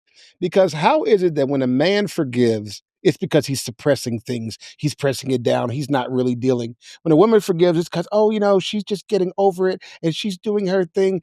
It's the same mechanism of forgiveness that says, I am not going to bring whatever the bull was from before into the present or into the future. That is forgiving. It's called forgiving for a reason because you have to give it beforehand, which is why men do it better because we know y'all crazy when we get with you. We've already scoped out how loop-de-loo you are and how unhinged or how emotionally erratic or whatever you are. And we've gone, you know what? Based on what I get, the amount of sex, how she looks, you know what I'm saying? How she treats the people around me, da-da-da-da-da-da. It makes sense. The math is mathing. I'll keep going. Then a woman does something ridiculous and we go, you know what? Yep, math's still mathing. I'll keep going. We forgive. We keep pushing because we approach the thing logically. We know why we got into it. We know what we're getting out of it. And as long as that math is still mathing, the man will stay there. Now, you mentioned women, when the woman cheats and the man leaves, because for him, the math stopped mathing on that. He was like, I need to cheat, they wouldn't cheat on me. Sorry, ma'am. It no longer adds up. You're out of forgiveness. I front-loaded you all the giving of grace that I had. I gave it in advance, and you burned it up, and you're out of grace now, right? But women, I love you, women. I really do. But you guys live in emotion. And because you live in emotion and you're guided by emotion, right? Whereas men tend to live in a more rational realm of logic, but women live in emotion, typically, all right? Listen, you don't argue with me, argue with your estrogen. Anyway, so because women live in emotion, Which men have right? to. But not Some will not say in the blame same. God, but go ahead. I'm sorry. Not Some will say that. The men BLC store men would do say that, but possess go ahead. estrogen, yes, but they don't possess it in the same quantities as women. Their bodies aren't made to produce it in the same quantities. So again, this toxic accountability, man. Just take it. It won't kill you. It's okay. So now, women circle back emotionally, right? A thing could have happened, and the couple could have agreed to move on.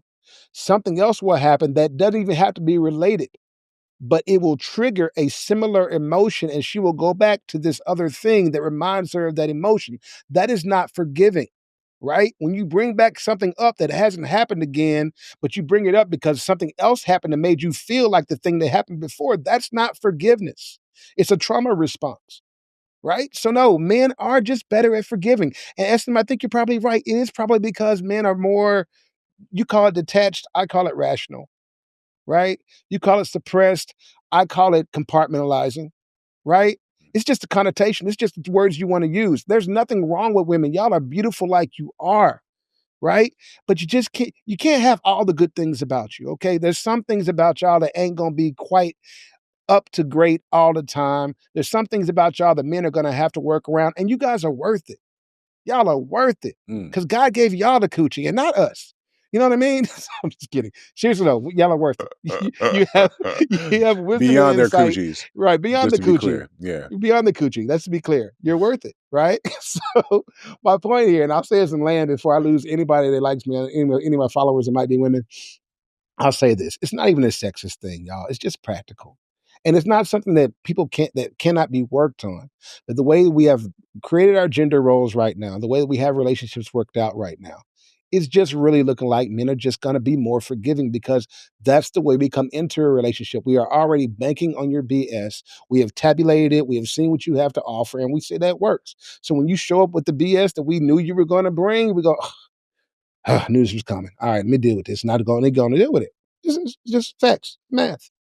Nick, did you want to say something else? Because I had something.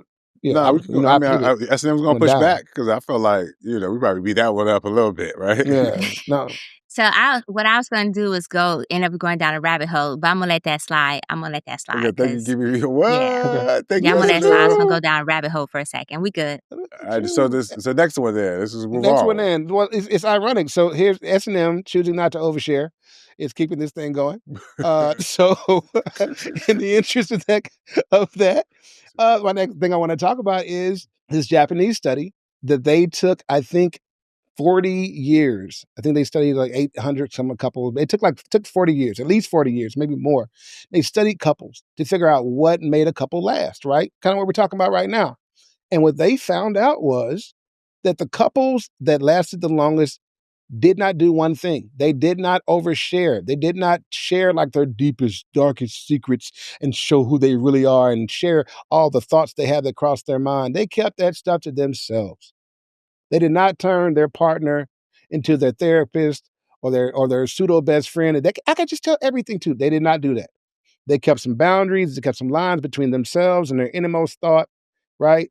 And when they did that, surprisingly enough, contrary to Hollywood, it looks like their marriages lasted longer. So what I wanted to ask you was, can a person be too transparent? We kind of talked about something like this similar, but we really didn't dig deep. And I'll tell you about how I feel about it afterwards, because I think I might be a flip-flopper on this issue, to be totally honest. But the other question I had was, what are some of the things that couples shouldn't share? Right? If you could overshare, what are some of these things that people are guilty of oversharing that they probably shouldn't have? I think there's probably some common mistakes. And is it a trust thing or is it just emotional dumping? Are we sharing our innermost selves with the person we trust the most? Or are we just finally locking in on somebody who has to listen? So I'm actually going to agree that with this study, and the reason I'm agreeing with it is simple. I think that some things are just too much, right? I think, and to be precise, let's use myself as an example. I learned early on that I was too transparent.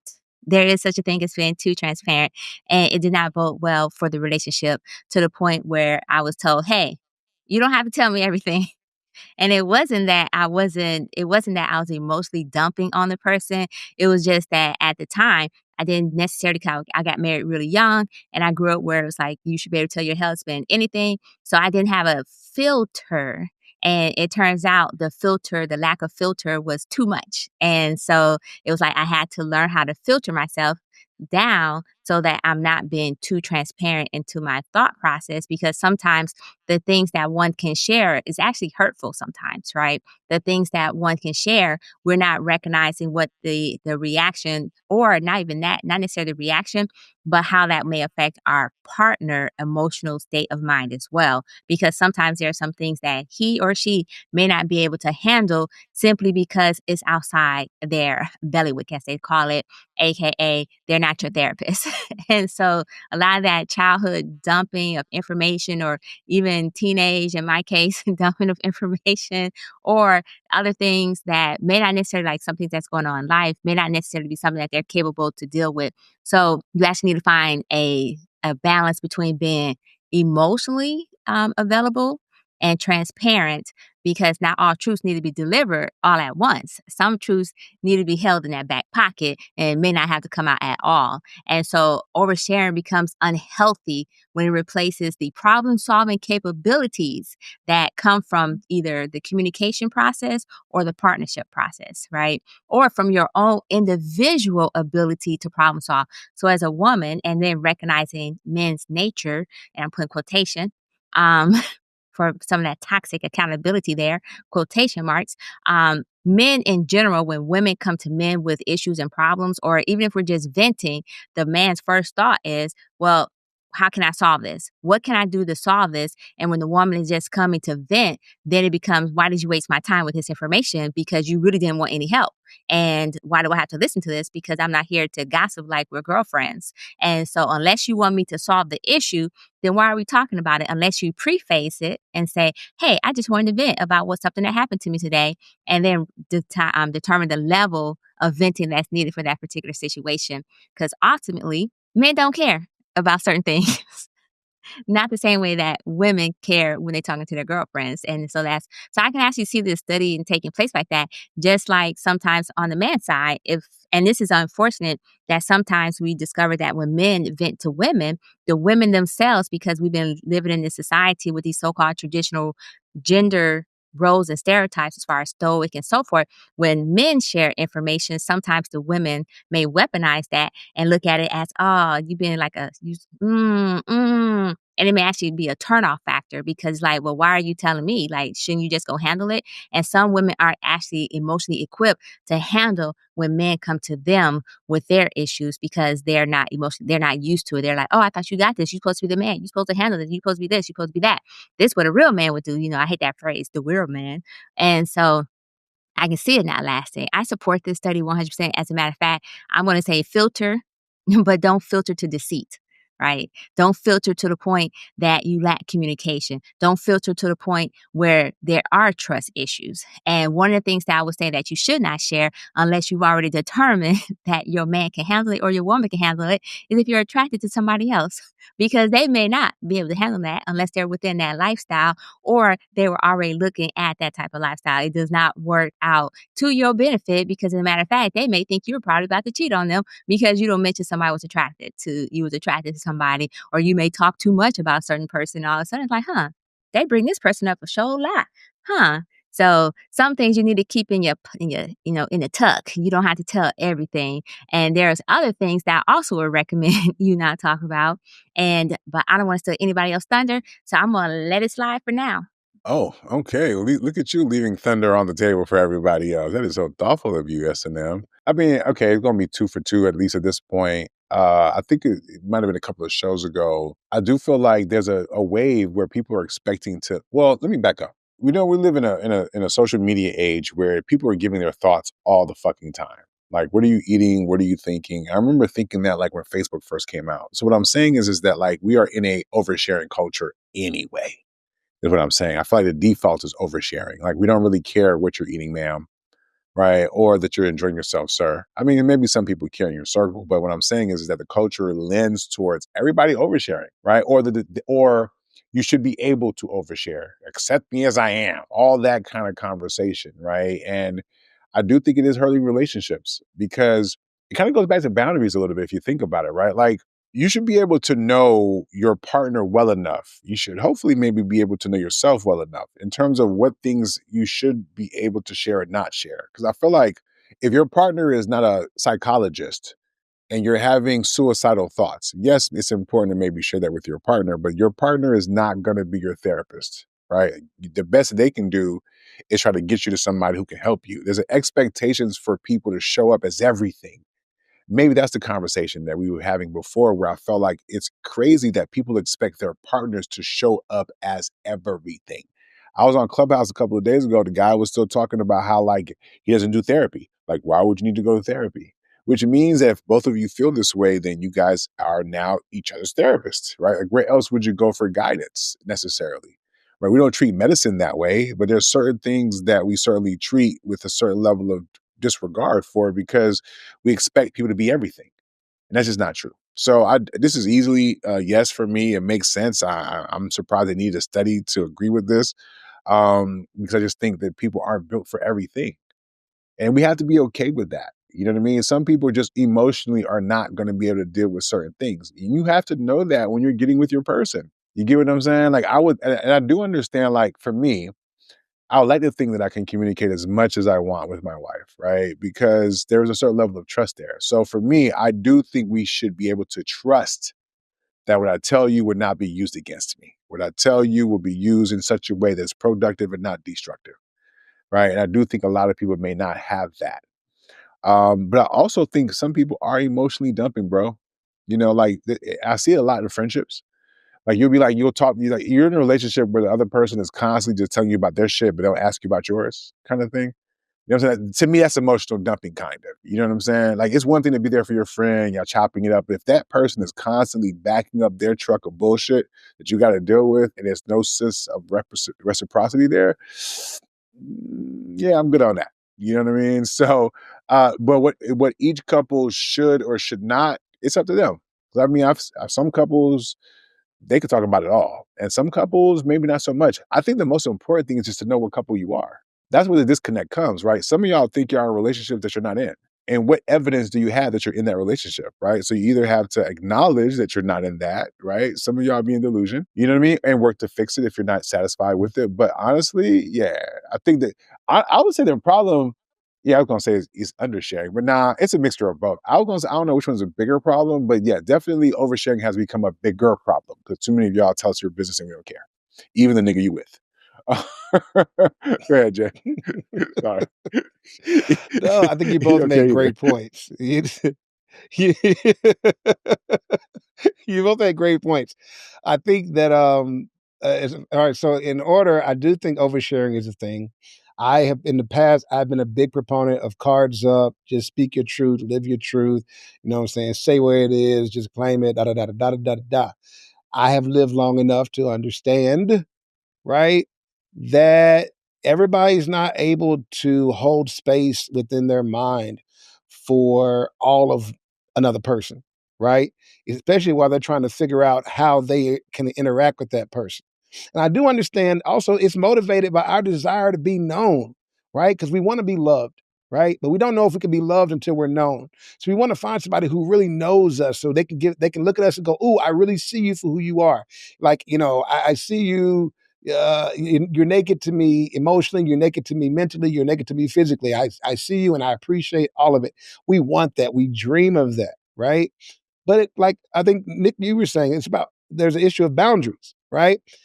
My need to express myself can't be so grand that it drowns out my partner's need to feel a certain way about their environment. So oversharing is definitely a thing, but I do think you should share as much as possible in a certain time frame. I think you should do it in the beginning. Here's my thought. Y'all can push back, but this is my thought. Overshare in the beginning before they give you a title, but you know they feeling you. Whatever you're going to share, right? That you just like, I need her to know who I am. That's the time when the stuff that you've accepted about yourself that you know is about you. I think that's the time that you want to share it. Okay. I think for the rest of the relationship, as if somebody slaps a title on you, they're telling you that I accept what you have presented to me and it is worth X to me. Okay. And that title could be marriage, could be boyfriend, could be girlfriend, whatever. Right. They say, okay, I accept it. And I'm willing to put this title on that thing. That works for me. That doesn't mean you can continue to develop new things on. Now, in a great relationship, you could, but everybody's not built for that. Some people are only built to hold what they banked on in the beginning. And the more you tell them every little thing that you're thinking or every little way that your mind might be going, they can't keep up. Right? They're not along for that ride. Sometimes the only person we're going to find to love us unconditionally and love all of us is God. It's just him. Okay, some stuff you can only tell God. You just can't tell your partner. Your partner don't want to know it.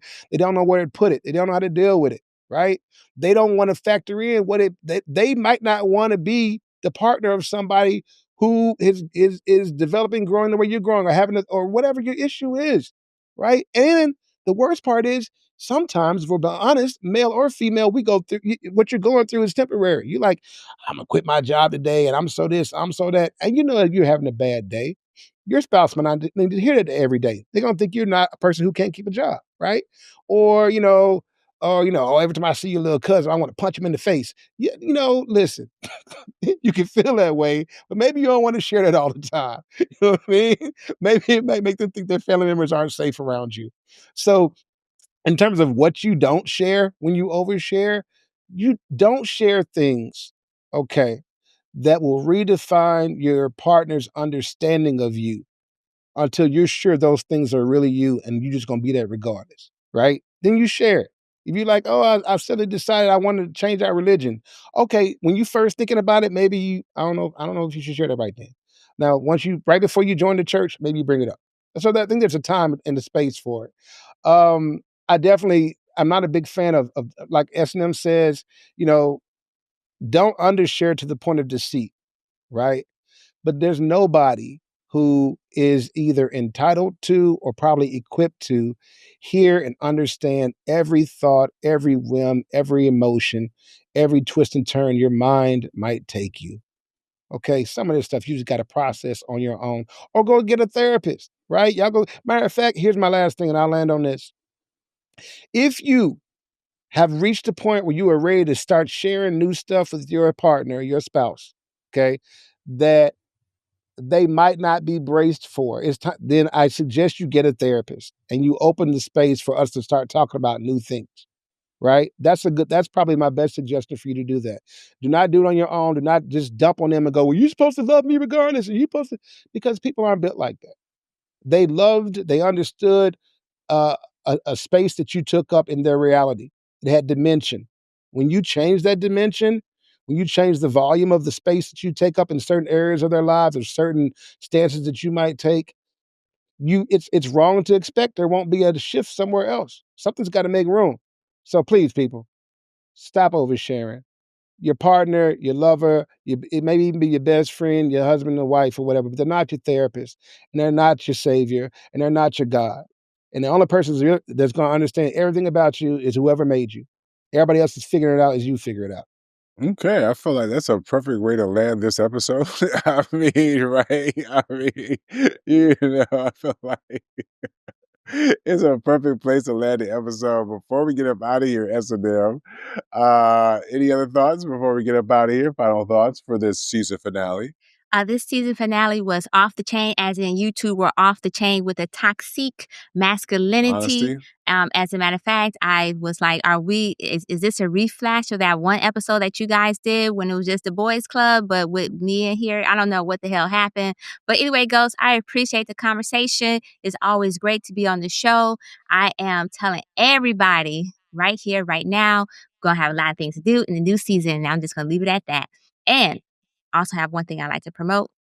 Coming soon, I'll be working with a certain other author who was on our show by the name of Dr. Crystal Jordan, and we're going to do a live episode soon pertaining to Black Women Need Love Too, as well as Dear Alpha Female, Is You Not Him? And so stay tuned for that information. Check out our social media, and you'll see. Yes, S&M. Okay, piam, piam, piam, piam, piam. Got to definitely check that out. Jay, I know you broke it down. Any last couple more words you got for us, brother? You good? How you feeling? The only thing I want to say is, of course, it being the season finale, I got to say I've loved this season. I really enjoyed it. Enjoyed all the guests we had on. Everybody who wasn't here tonight, still missed them and everything. Big shout out to S&M. Yes, S&M, you handled us in our most toxic stage, and you did your thing, girl. You did your thing. Feel good. I almost feel like I should have got a toxic T-shirt today, so I was really on one. But it was good though. I appreciate it. It was good. Good times. Good times. Can't wait for the next season. And yeah, that's it, Nick. First of all, this has been an amazing season. 12 episodes. We'll be off for Thanksgiving. We'll be coming together for some in-person conversations. Looking super excited, or looking forward to that for sure. Super excited about that. And I think we got an off-season conversation in the bag that's coming soon too. So a lot of great things. And of course, 2026, we're turning up. right? And that's why I was saying earlier before, like when you feel like you're close, man, the devil would try to stop your flow. We're close, y'all. We appreciate y'all for tapping in. All the people who commented, you know what I'm saying, checking out the merch. So don't forget to go to the blcstore.com, check out the merch. You got some more new merch coming. So I'm super excited about the time of the year that we're in, and get a chance to reflect on the past year and get super excited for all the work that you did. And then about the next year, right? So I'll just leave.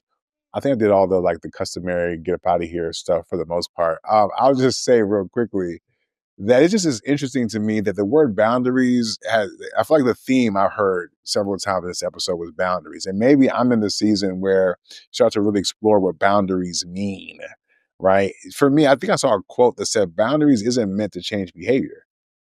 You know what I'm saying? It's just meant to kind of maintain what you have within to a certain extent, right? The more you love yourself, I think the higher your boundaries become to a certain extent. Maybe that's just the experience that I'm having, right? Because the more you value you, the more you love you, the more you appreciate you, the less bullshit you're willing to deal with. So maybe those boundaries weren't there before. All of a sudden, they're up now. And the people who are used to getting access to you may feel some type of way because they no longer have access to you. Right. And it's weird because I feel like the more emotionally in tune you are, sometimes those boundaries have to be set against people who are even close to you. Right. And that's where I think boundaries are even more important because it's easy to know the people to keep the people out who ain't supposed to be there.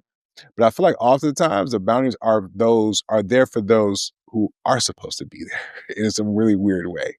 You get what I'm saying? So maybe that's just the journey that I'm going on, but I'm thankful for going on it.